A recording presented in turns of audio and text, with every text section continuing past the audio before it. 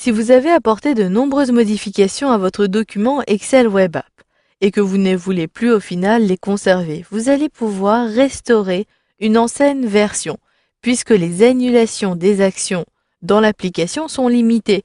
Vous ne pouvez pas, par exemple ici, utiliser ces différents outils qui apparaissent en haut à gauche au niveau de la barre d'outils d'accès rapide.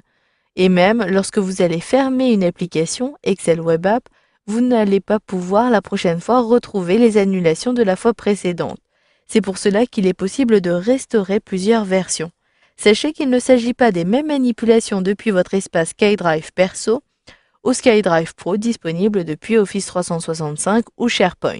Pour commencer, depuis l'espace perso SkyDrive, vous pouvez retrouver l'historique des versions depuis Excel Web App. Il vous suffit de sélectionner le menu Fichier, depuis le mode lecture ou le mode d'édition, et au niveau de la rubrique Info, vous allez retrouver ici version précédente. Si je clique à cet endroit-ci, l'interface va être modifiée avec un volet de gauche supplémentaire. Pour l'instant, j'ai en vue la version actuelle avec la date et l'heure de modification. J'ai ici le nom de la personne qui a modifié en dernier le document, Albert Moreau. Je peux à droite consulter le document comme j'ai l'habitude de le faire sur Excel Web App. Si je désire par contre retrouver des modifications précédentes, je vais donc utiliser les versions antérieures. Pour l'instant, je dispose de deux versions, une à 11h25 et une à 11h10.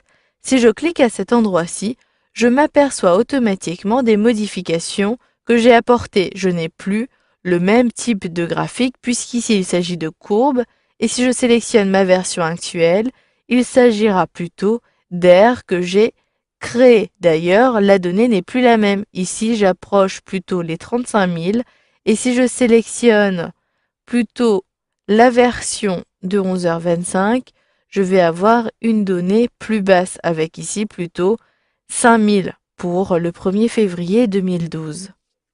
Si je désire consulter cette version de document sur mon ordinateur, il me suffira de cliquer sur le lien télécharger et selon votre navigateur, vous allez soit avoir ce système de boîte de dialogue pour ouvrir ou enregistrer et même enregistrer sous le document, ou encore vous allez avoir le téléchargement automatique dans l'emplacement de sauvegarde et notamment, la plupart des cas, il s'agit du dossier des téléchargements.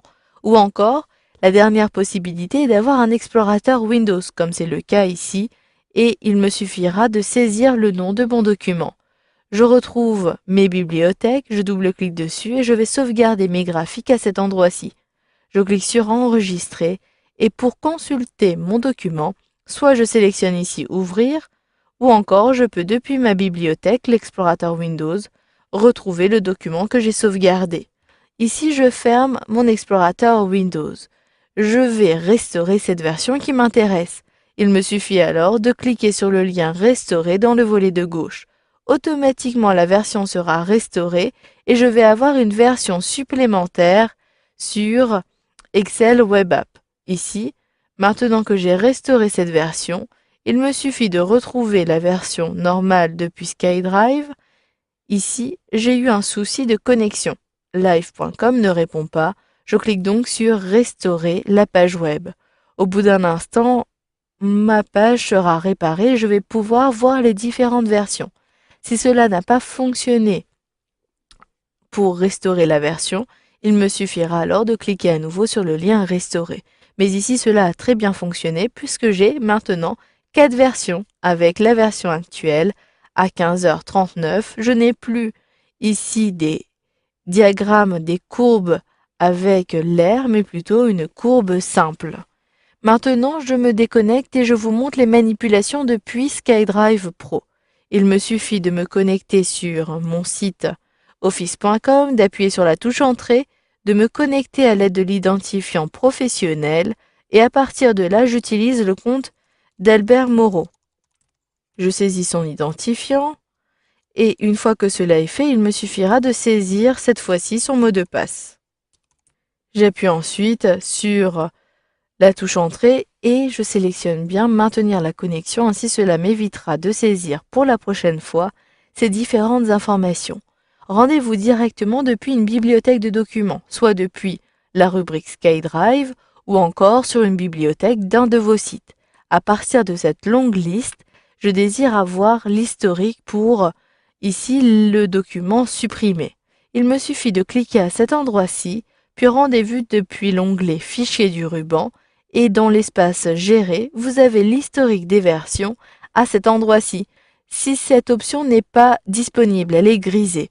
Vous allez devoir passer depuis les options de la bibliothèque, depuis l'onglet Bibliothèque, sélectionner les paramètres, puis depuis les paramètres de contrôle de version, je retrouverai ici la possibilité d'avoir l'historique des versions, soit uniquement des versions principales, soit principales et secondaires, avec pour chacune des versions principales des versions brouillons, et je vais pouvoir choisir de limiter le nombre de brouillons pour chacune des versions. Ici, le nombre est limité à 10. Une fois que vous avez modifié ces options, cliquez alors sur OK.